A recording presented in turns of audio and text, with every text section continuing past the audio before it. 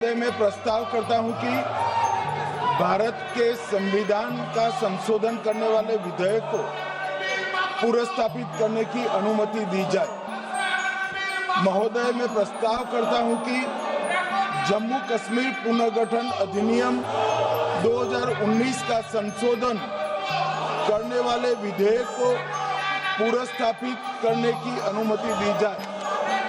महोदय, मैं प्रस्ताव करता हूं कि संघ राज्य क्षेत्र शासन अधिनियम 1963 का संशोधन करने वाले विधेयक को पुनर्स्थापित करने की मंजूरी दी जाए। അമിത്ഷാ പാർലമെന്റിൽ അവതരിപ്പിച്ച പുതിയ PM, CM and any ministers 30 ദിവസത്തിനുള്ളിൽ അറസ്റ്റ് ചെയ്യപ്പെടുകയാണെങ്കിൽ ആ പൊസിഷനിൽ നിന്ന് റിമൂവ് ചെയ്യപ്പെടാം. കേൾക്കുമ്പോൾ നല്ല സുഖമുള്ള ബില്ലല്ലേ? പക്ഷേ ഇതിന്റെ ഉദ്ദേശം എത്രത്തോളം ഉണ്ട്? 2023 14 പ്രതിപക്ഷ പാർട്ടികൾ സുപ്രീം കോടതി സമീപിച്ചു. കേന്ദ്ര അന്വേഷണ ഏജൻസികളെ ഉപയോഗിച്ച് കേന്ദ്രം പ്രതിപക്ഷത്തെ വേട്ടയാടുന്നു, പ്രതിപക്ഷത്തെ നിർവീര്യമാക്കാൻ ശ്രമിക്കുന്നു.